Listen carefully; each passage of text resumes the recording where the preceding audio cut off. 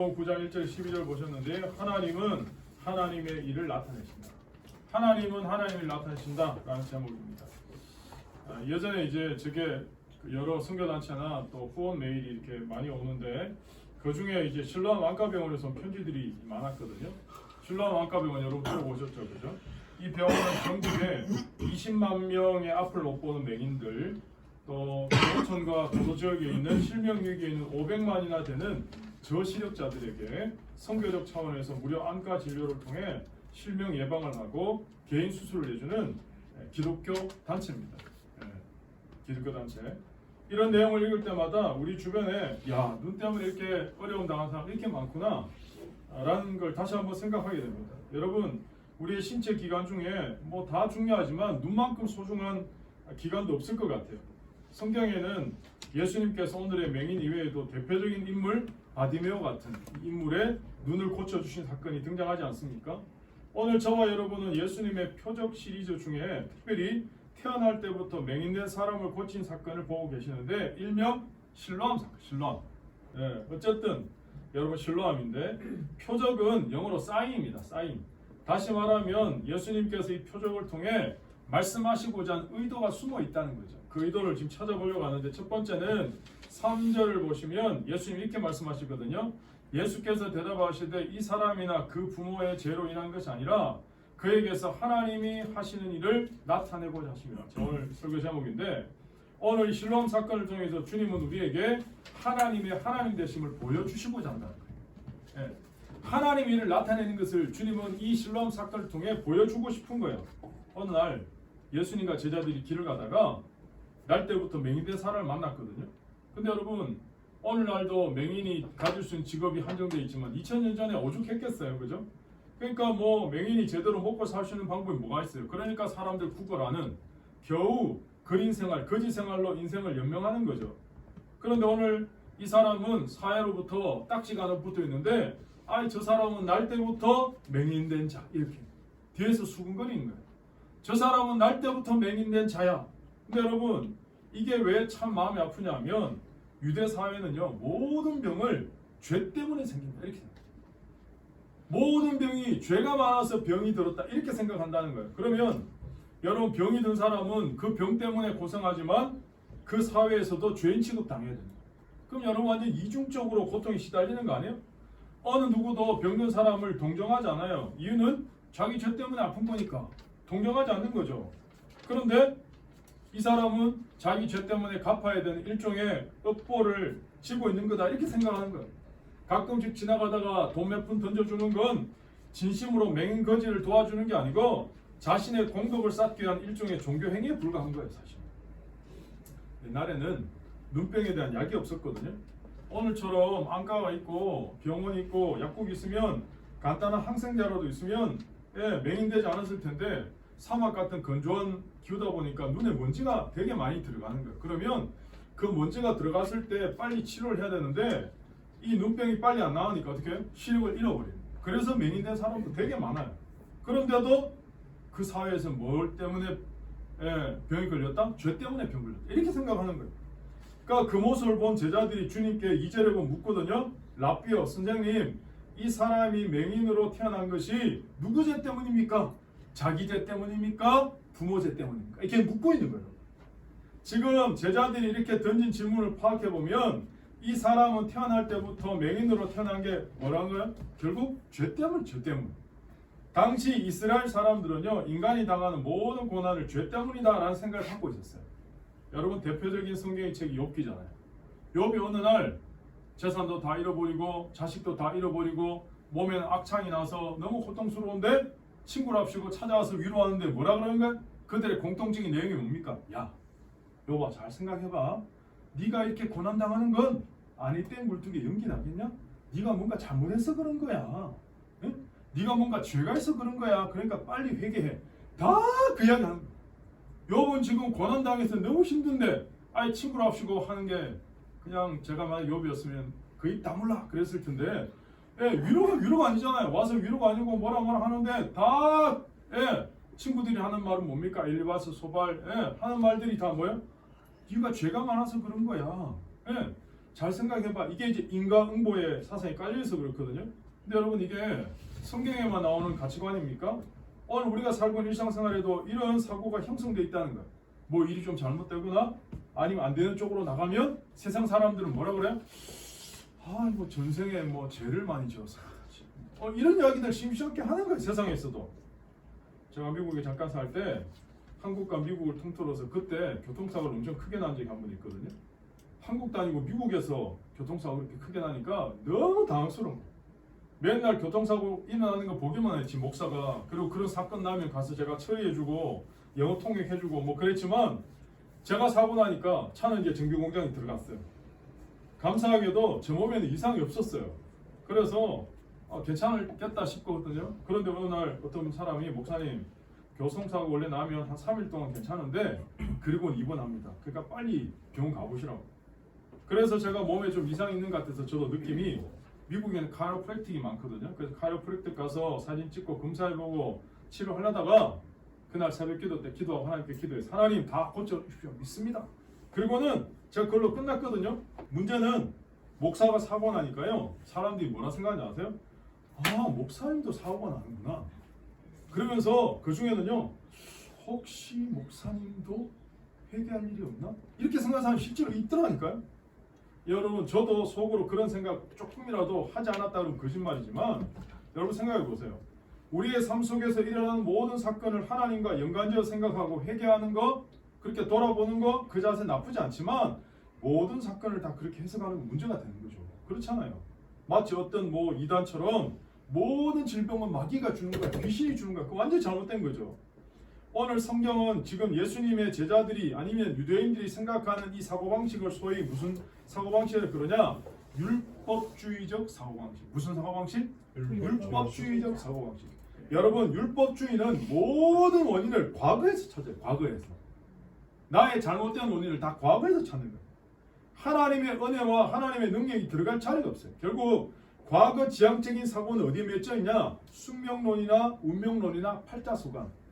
내가 조상을 잘 만났어. 예, 내가 뭐 이런 가정에 태어났어. 다 과거에다가 원인을 두니까 어떻게 해요? 그냥 숙명론, 운명론, 팔자소관 산다는 거야.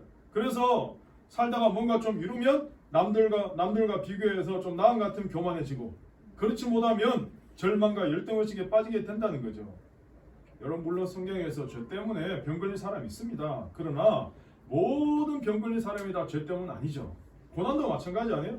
모든 고난이 다 죄 때문에 오는 거 아니거든요.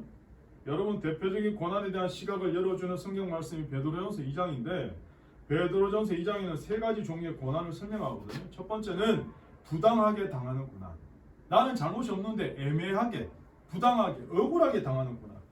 그럼 어떻게 이겨야 되냐?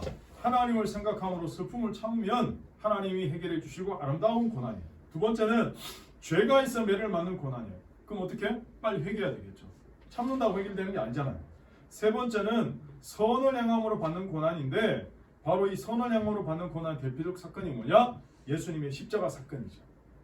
성경에도 고난의 종류가 이렇게 많아요. 그러니까 함부로 고난을 판단하거나 편견 가져서는 안 된다 라고 하는 걸 성경은 증언해주고 있는 거죠.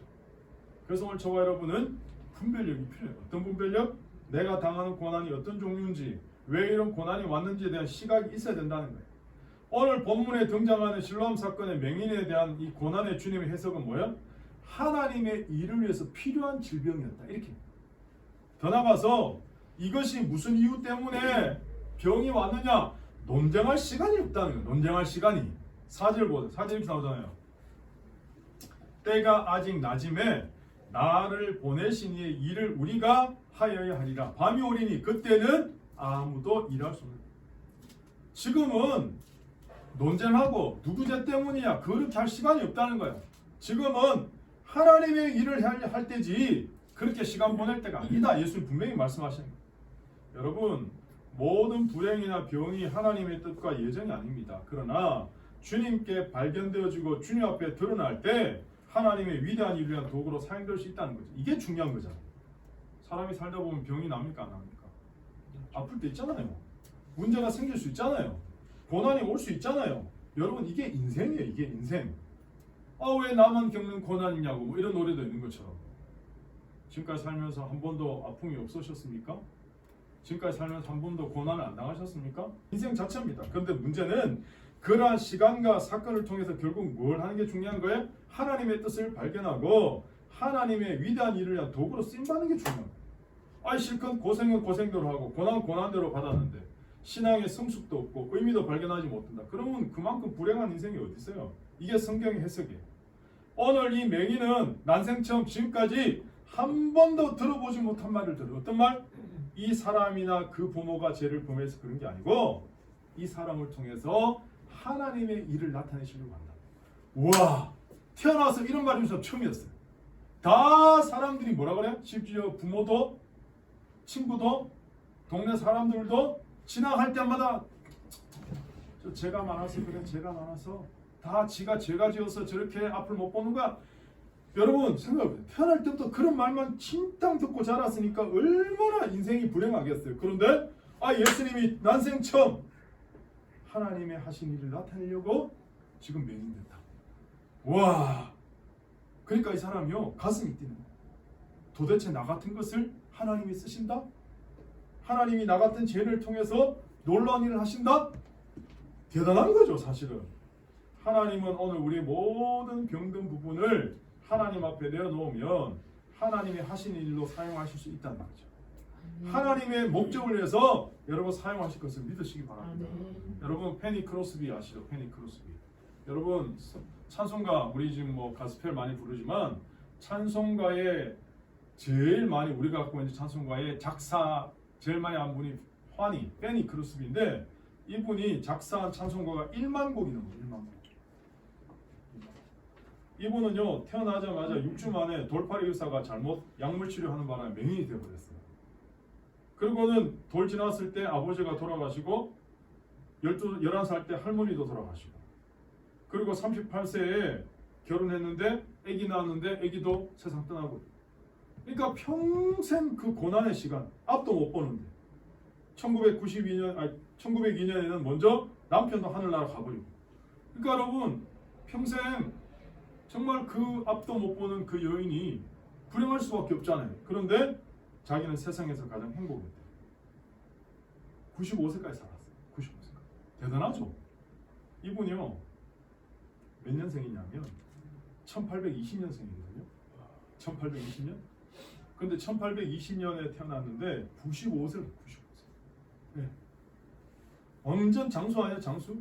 근데 이분이 95세까지 살면서 이분의 마음속에 있는 깊은 눈물어린 그 고백을 통해서 하나님의 사랑과 은혜를 간증을 통해서 찬송가를 작사했다는 거예요. 어느 날 기자가 물었어요.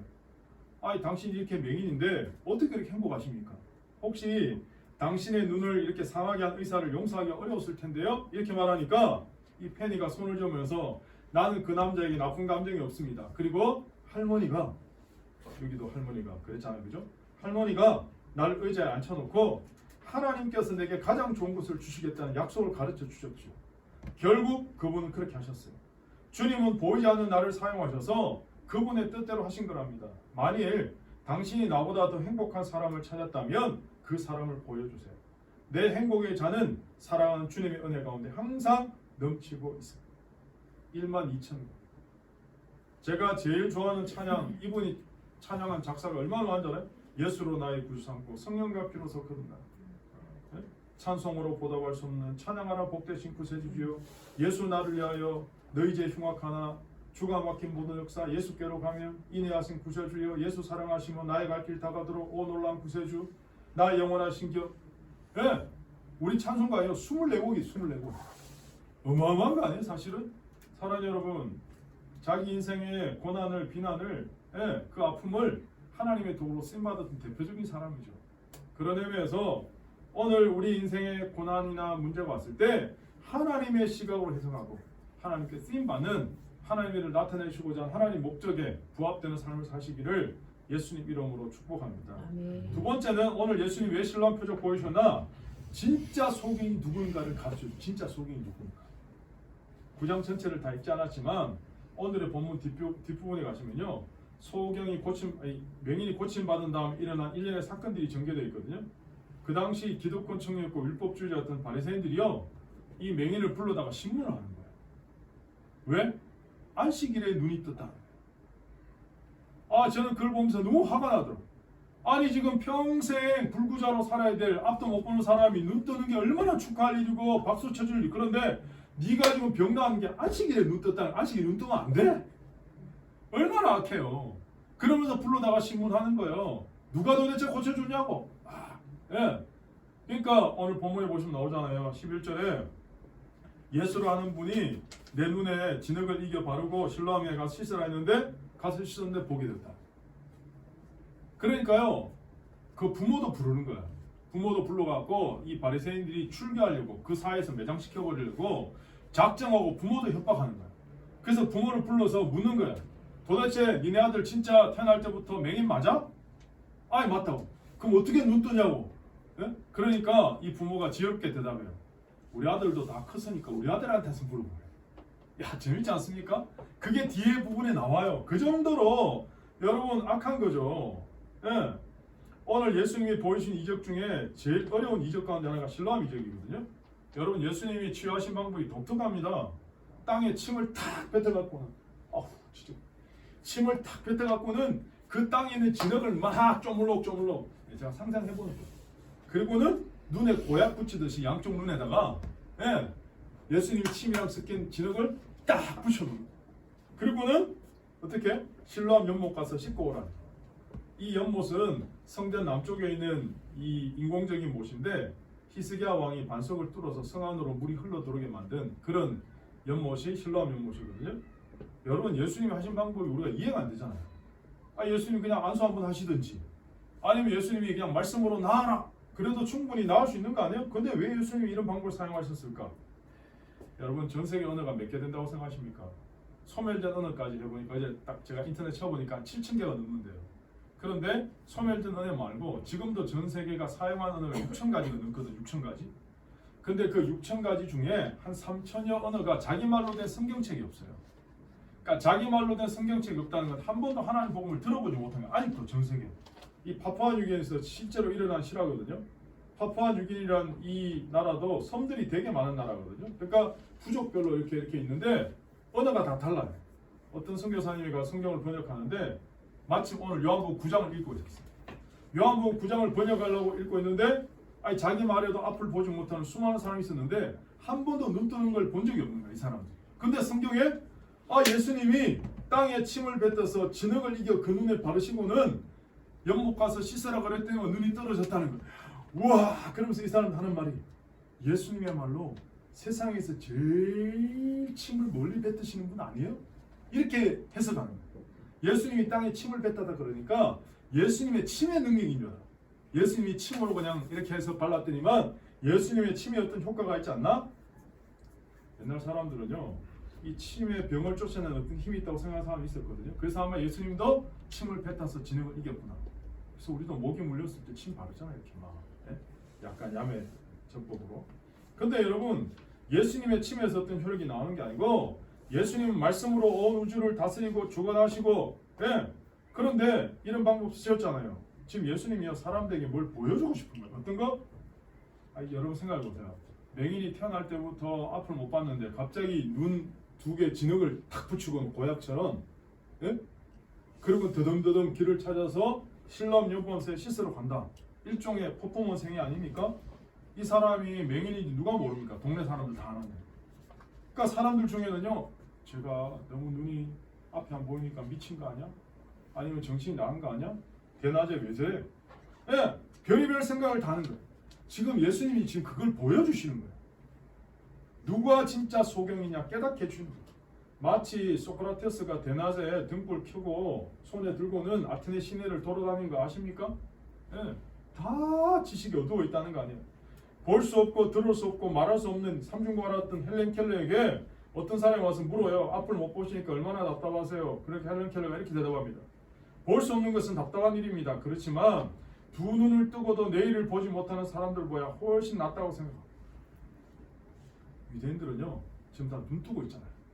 그런데 실제로 아무것도 못 보는 거예요. 본문 5절 보세요. 5절 보면 내가 세상에 있는 동안에는 세상의 빛이다. 누가 빛이라는 거예요? 예수님이 지금 빛으로 오신 거예요. 그런데 태양보다 더 밝으신 예수님이 지금 빛으로 이 땅에 와 있는데 사람들이 예수님을 알려고 하지도 않고 깨닫지도 못한 거야. 나중에 고침받은 소경이 하도 바리새인들이 자기를 핍박하니까 너무 힘들었는데 예수님이 찾아오셨어요. 그래서 예수님과 대화하는 장면이 마지막에 나오거든요. 예수님께서 이렇게 말씀하십니다. 내가 심판으로 이 세상에 왔으니 보지 못하는 자들은 보게 하고 보는 자들은 맹인이 되려 함이니라. 39절에 40절에 그러니까 옆에 듣고 있던 바리새인이 그러면 우리도 맹인인가? 예수님 이렇게 대답하세요.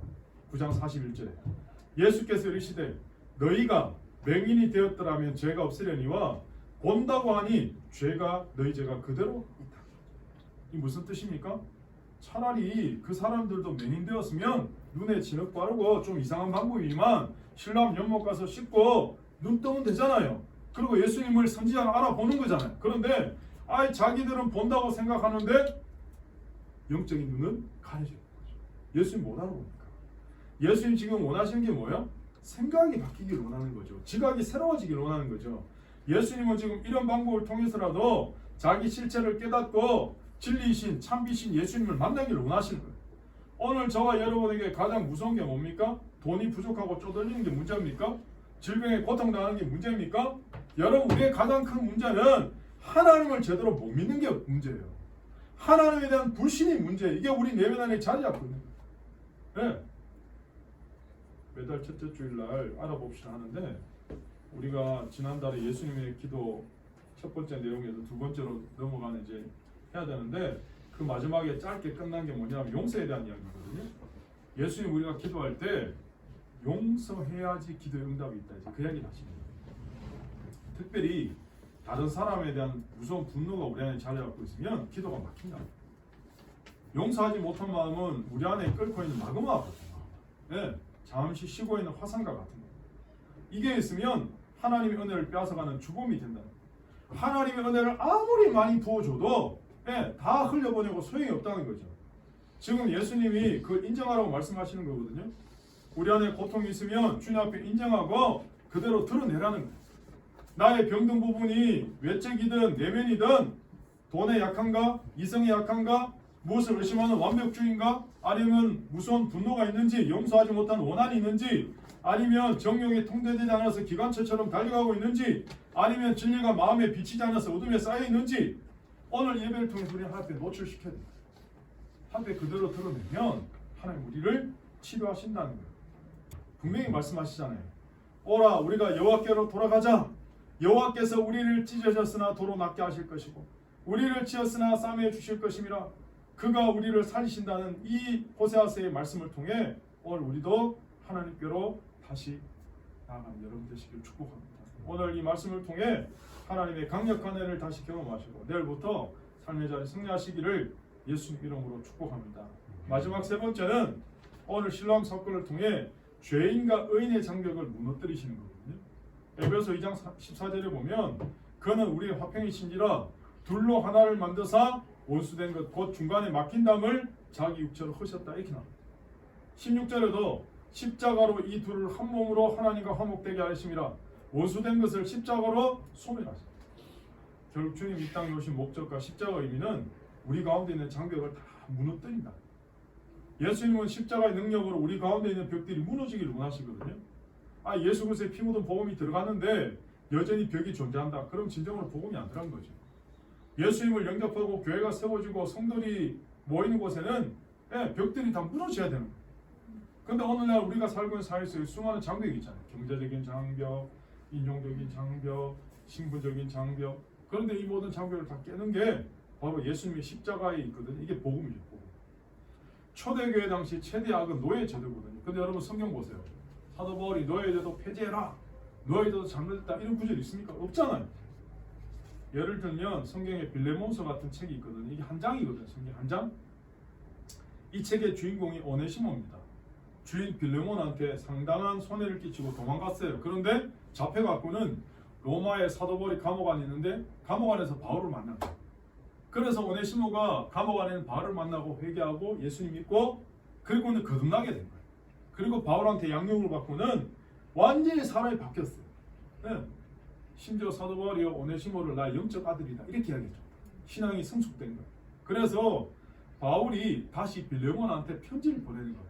그러면서 오네시모를 추천하는 편지, 이게 바로 빌레몬서예요. 그 빌레몬서에 보면 빌레몬 이제 너의 죄도 없으시고 오네시모 당장 해방시켜 주시오, 그런 말 없어요. 바울은 뭐라 쓰냐? 오네시모가 자기를 만나 변화되었다. 오네시모를 지금부터 종으로 하인으로 보지 말고 예수 그리스도 안에서 형제로 받아들여라, 그렇게 쓰는 거예요. 결국은 빌레몬이 사도 바울의 이 편지를 받고 온 오네시모를 예수님 안에서 형제가. 여러분, 오늘 예수 그리스도의 힘이 여기 있는 거거든요. 우리가 우리 주변의 성도들을, 사람들을 주님 안에 있는 가족으로, 형제의 수고로 바라볼 때 벽들이 다 무너지는 거죠. 그러시려면 내가 복음이신 예수님의 사랑을 먼저 경험해야 돼요. 내 안에 예수님의 사랑이 있어야 그렇게 보이지, 내 안에 예수님 사랑이 없는데 어떻게 보이겠어요? 그렇잖아요. 여러분, 교회 역사를 보면요, 교회가 이 벽들을 허물고 나갈 때 교회는 강력해지고 교회의 영광이 드러나는 거거든요. 주님이 잡히기 전날 밤에 제자들이 발을 직접 씻기시고 성찬하시고 새 계명을 너희에게 주노니 서로 사랑하라. 내가 너희를 사랑한 같이 너희도 서로 사랑해라. 너희가 서로 사랑하면 이로써 모든 사람이 너희가 내 제자인 줄 알리라. 요한 웨슬레가 17세기 부흥운동 할 때도 복음이요 부자들한테만 증거됐거든요. 아, 요한 웨슬레가 왜 가난한 사람들 복음 받으면 안 돼? 그래서 탐공청 가서 요한 웨슬레가 막 설교하고 이게 부흥이 되고 영적 부흥의 운동이 됐어요. 19세기 미국 부흥운동도 마찬가지예요. 과거에는요 백인들만 하나님의 자녀라, 흑인들 아니라, 유색인종 아니라. 그런데 19세기 말에 미국에서 부흥운동이 시작되면서 유색인들에게도 복음을 전하자. 그래서 그때 영향받은 사람이 뭡니까? 아펜젤라 원두도. 그래서 태평양 건너서 2달 반 3달 반 배 타고 이 조선 땅에 복음 전하러 온 거잖아요. 그래서 교회 역사가들은 19세기를 그레이트 센츄리, 위대한 세기다 이렇게 말하거든요. 여러분, 한국에 처음 복음이 들어올 때 한국 사회는요 신분에 눌려있는 사회였어요. 양반과 천민, 남자와 여자. 예. 우리나라 최초의 교회 중 하나였던 연동교회는요 초대교회 장로님이 왕족이랑 백정 출신이 같이 장로가 됐어요. 있을 수 없는 것이 복음이 들어오니까. 그런데 오늘 다시 우리 안에 이 벽들이 존재한다? 이런 것들 때문에 하나가 될 수 없다? 그럼 진정한 교회가 아니죠. 아픔이 있더라도 이게 무너져야 하나님 앞에 쓰임받을 수 있다는 거예요. 역사를 보시면 교회가 가장 약할 때가 언제냐? 끼리끼리 모을 때거든요. 배운 사람 배운 사람대로, 부자는 부자끼리. 그럼 교회 영광이 다 사라져요. 마찬가지로 우리 교회가 하나가 되고 주님 앞에 강력하게 쓰임받으면 어떻게 됩니까? 우리가 서로 형제의식 가지고 가족 같은 마음으로 십자가 앞에 같은 죄인으로 만날 때 모든 벽들이 무너지는 거예요, 사실은. 그럴 때 우리가 주님 앞에 우리도 바로 설 뿐만 아니라 잃어버린 교회의 영광, 하나님의 의를 회복할 줄 믿습니다. 여러분, 이제 말씀을 정리하면서 오늘 하나님께서 우리에게 이 실로암 사건을 통해 3가지 말씀하셨잖아요. 첫 번째, 우리는 하나님의 하나님 되심을 볼 수 있어야 됩니다. 나의 모든 삶의 영역 가운데 하나님께서 함께 하신다는 믿음으로 살아야 된다는 뜻이에요. 여러분, 이 사실 잊어버리면 안 됩니다. 영적 눈이 열려야 돼요. 영혼이 잘 돼야 범사가 잘 되고 형통할 줄 믿습니다. 오늘 예배를 통해 나의 영혼이 회복되고 살아나서 하나님 앞에 복의 통로로 쓰임받기를 결단해 보시기 바랍니다. 그리고 여러분, 우리 주변에 있는 모든 이 편견, 장벽들이 복음 안에 다 무너지기를 여러분 기도하시고, 내 주변에 잃어버린 한 영을 내 주님의 안타까운 마음으로 기도하실 수 있는 여러분 되시기를 예수님 이름으로 축복합니다.